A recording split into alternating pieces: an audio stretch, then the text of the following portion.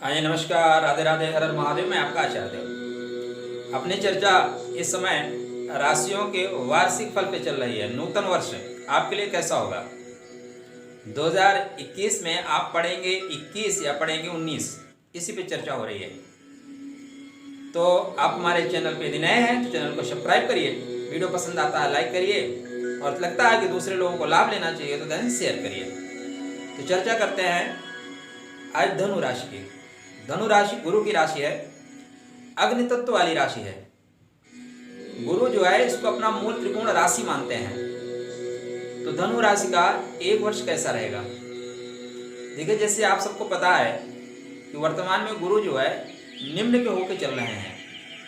तो धनु राशि वालों के लिए गुरु अपने से द्वितीय भाव में, धन के भाव में, कुटुंब के भाव में, वाणी के भाव में निम्न के होके चल रहे हैं, लेकिन शनि के साथ बैठने से निम्न भंगराज योग भी कन्वर्ट कर रहे हैं। अतः यहाँ पे लाभ अवश्य मिलेगा, किंतु अब गुरु निम्न के हुए हैं तो कुछ न कुछ नकारात्मक पक्ष भी उभर कर आएगा। पहला आपका व्यक्तित्व आपका बहुत अच्छा है। गुरु की गुरुता लेके आप बैठे हुए हैं, तो जहाँ भी जाएंगे गुरुतापूर्ण बातें करते हैं और अट्रैक्टिव पर्सनालिटी है। आपके पर्सनालिटी से ज्ञान झलकता है। सेकंड हाउस में गुरु का बैठना, वाणी में ज्ञान का आ जाना, लेकिन निम्न के हो गए हैं तो हो सकता है कभी कभी धर्म विरोधी बातें भी आ जाएं। यद्यपि यहाँ शनि स्वग्रही बैठे हुए हैं, लेकिन जैसे जैसे गुरु की रेमेडीज अच्छी होगी, गुरु की रश्मियाँ अच्छी होंगी, वैसे वैसे आपके लिए सकारात्मक फल मिलेगा। पहला सकारात्मक फल, आपका शरीर ही धन के घर में बैठा है। अतः आप जहां जाएंगे वहां पे धन के मार्ग खोल जाएंगे अपने आप, या खोज लेंगे आप। आपकी पर्सनालिटी ऐसी है कि आपको देख के लोग काम दे देंगे। आपके कुटुंब में भी आपका स्नेह मिलेगा, लेकिन लग्न का लार्ड सेकंड हाउस में गया है, इसका मतलब स्वास्थ्य भी आपका खराब होगा, क्योंकि द्वितीय जो होता है मार्केश होता है, और मार्केश इस कुंडली में शनि स्वग्रही चल रहे हैं। इसलिए अपनी सेहत का विशेष ख्याल रखें। अगर आपको पक्का यकीन है कि आपकी धनु लग्न ही है और धनु राशि है, तो राशि नहीं लग्न के अनुसार आपको मैं एडवाइस करूंगा कि आप येलो पुखराज पहन के रखें। आपके लिए निश्चित रूप से सेहत के लिए बहुत अच्छा होगा। अगर आपको पता नहीं है कि आपकी धन लग्न है, राशि पता है, तो फिर आप गुरु की शरण में जाएं और पूरे वर्ष पर्यंत केले के पौधे में दीपक लगाएं, बृहस्पतिवार के दिन उसमें जल चढ़ाएं, हल्दी का या पीला चंदन का तिलक लगाएं, उस तिलक को मस्तक पे, कंठ में, नाभ में लगाएं। गुरु की गुरुता आपको प्राप्त होगी, आपका हेल्थ अच्छा हो जाएगा। अब क्योंकि ये गुरु जो है सुखेश भी है, सुख भाव का स्वामी अपने से एकादश है, तो अपने से एकादश होने से भूमि, भवन, वाहन, इन सब में वृद्धि होगी, किंतु माता का स्वास्थ्य चिंताजनक हो सकता है। घर में जब भी आपके मांगलिक कार्य होंगे, उन मांगलिक कार्यों में कहीं ना कहीं व्यवधान आता हुआ प्रतीत हो रहा है। अब गुरु 6 अप्रैल तक जो है आपके कुंडली में मकर में, माने सेकंड हाउस में ही गोचर कर रहे हैं।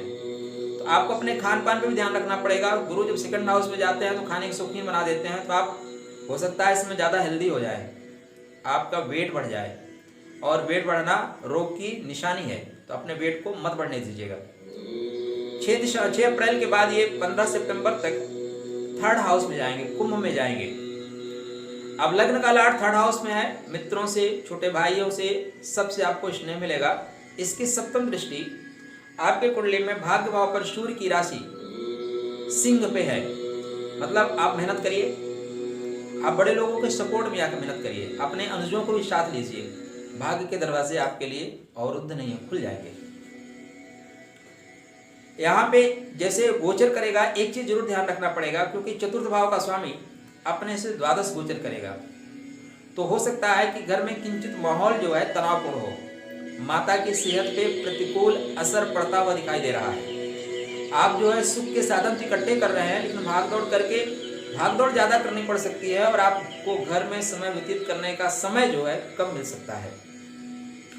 आपके घर में कुछ परेशानियां आ सकती हैं, क्योंकि आपका जो सुख भाव का स्वामी अपने से द्वादश गोचर कर रहा है। ऐसी स्थितियों में जब भी राहु या खष्टेश की दशा आ जाए, अष्टमेश दशा आ जाए, द्वादशेश दशा आ जाए, तो बहुतायत जो संसाधन होते हैं, जो साधन होते हैं, उनमें भी खराबी आती हुई देखी गई है, क्योंकि चतुर्थेश इस समय थोड़ा सा कमजोर होकर गोचर करेगा तृतीय भाव में। इसके पश्चात 15 सितंबर को फिर ये मकर में आ जाएंगे, तो सेम वही कंडीशन आपके साथ हो जाएगी। भूमि भवन वाहन सुख के लिए आपके लिए ठीक है, बट आपके हेल्थ के लिए आपको फिर केयर करना पड़ेगा।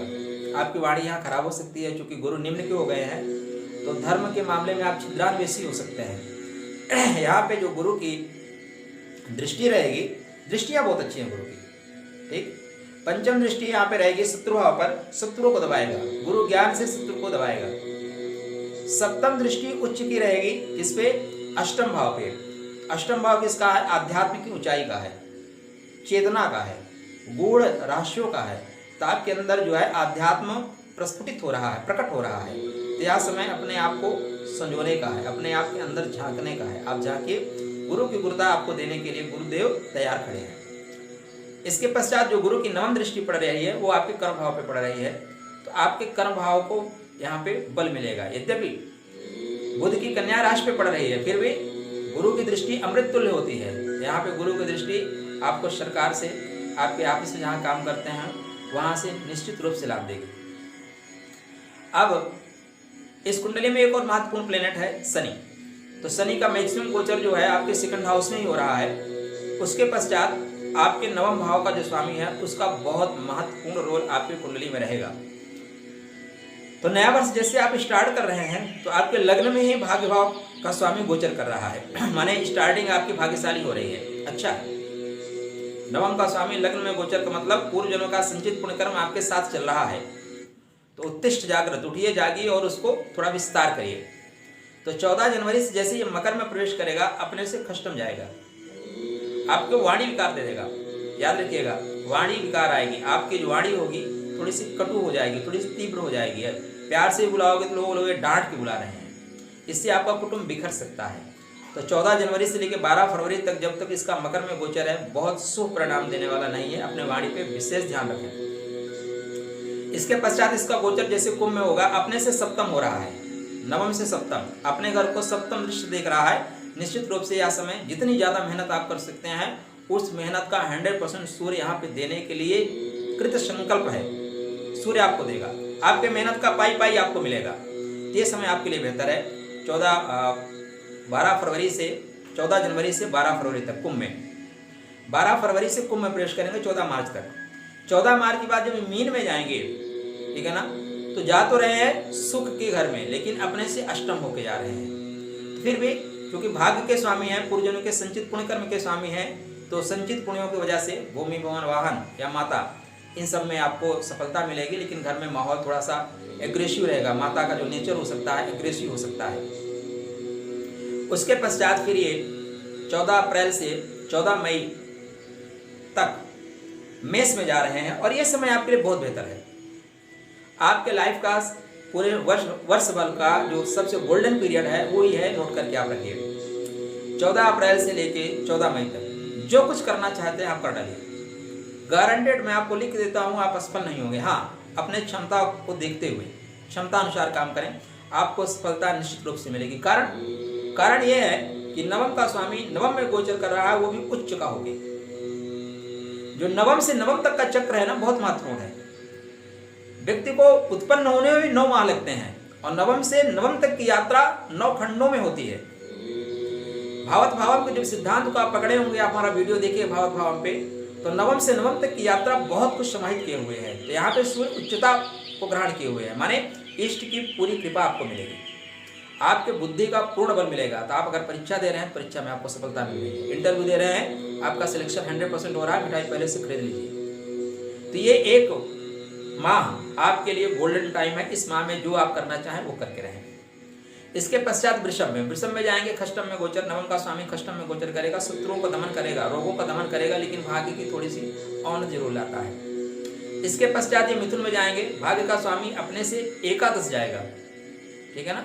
तो लाभे प्रशस्ता सर्वे ग्रहा, निश्चित रूप से जीवन साथी के साथ आपका तालमेल अच्छा रहेगा। जीवन साथी के प्रयासों से आप उन्नति को आगे बढ़ रहे हैं, अग्रसर हो रहे हैं। आपका जीवन साथी भी यहाँ आगे निकल सकता है आपके भाग्य का सपोर्ट लेके। उसके पश्चात ये कर्क में जाएंगे। ये समय आपके लिए भाग्य वाइज अच्छा नहीं है, क्योंकि नौमेश अपने से द्वादश जा रहे हैं, वो भी अष्टम भाव में। तो एक माह कोई भी नया काम आप ना करें। उसके पश्चात फिर ये 16 जुलाई से 17 अगस्त से सिंह राशि में प्रवेश कर रहे हैं। तो ये समय भी आपके लिए बेहतर है। जैसे मैंने आपको बताया 14 अप्रैल के बाद समय आपका बेहतर है, उसी तरह फिर आपका 17 अगस्त से जब सिंह राशि में प्रवेश कर रहे हैं तो भी एक माह आपके लिए फिर जाके 17 सितंबर तक आपके लिए बहुत अच्छा है, क्योंकि सूर्य का गोचर खुद की राशि में हो रहा है। तो जो आप चाहते हैं काम कर पाएंगे। यहाँ पे आपकी धर्म रिलेटेड टूर जो है कहीं ना कहीं यात्रा हो रही है, टूर आप बना लीजिए। यहाँ पे आपको टूर करना पड़ेगा, आप परिवार के साथ जाइए। निश्चित रूप से धर्म और रक्षति रक्षता, धर्म का आप सपोर्ट करिए, धर्म आपका सपोर्ट करेगा। आपके पूर्वजन का संचित पुण्य कर्म में बस उदित होने को है, थोड़ा सपोर्ट करिए। इसके पश्चात सूर्य जब कन्या में गोचर करेंगे तो नवम का स्वामी दशम में अच्छा है, सरकार के लोगों से आपको सपोर्ट मिलेगा। उसके पश्चात सूर्य तुला में जब गोचर कर रहे हैं जाके 17 अक्टूबर से, तो यद्यपि सूर्य यहाँ पे निम्न पे हो रहे हैं, लेकिन भाग्य भाव का स्वामी आय भाव में है। आप पराक्रम करिए, निम्नता खत्म हो जाएगी, क्योंकि इसकी सप्तम दृष्टि उच्च की आपकी बुद्धि पे पड़ रही है। तो बुद्धि के द्वारा आप काम करिए, अपने विवेक का इस्तेमाल करिए। आपको सूर्य लाभ भी देके जाएगा, नुकसान नहीं देगा। इसके पश्चात सूर्य वृश्चिक में जा रहे हैं। ये समय आपके लिए बहुत अच्छा नहीं जाएगा। क्यों नहीं जाएगा? क्योंकि भाग्य भाव का स्वामी अपने से है तो चतुर्थ, लेकिन कहाँ पे है? व्यय के घर में है, तो व्ययात्मक होगा। आप हो सकता है थोड़ा दिखावे में व्यय कर दें, आपकी जितनी जेब उससे ज़्यादा आप व्यय कर सकते हैं। इसके पश्चात लग्न में जाएगा, जहाँ पे अभी पुराने साल में स्टार्ट हो रहा है, वहाँ पे जा रहा है। तो ये समय भी आपके लिए बेहतर जाएगा। तो सूर्य और मंगल ये आपके दो महत्वपूर्ण प्लेनेट हैं जो आपके लिए बहुत इंपॉर्टेंट है। शुक्र आपके कुंडली में आपके आय भाव के स्वामी है, 4 जनवरी तक ये धनु में है।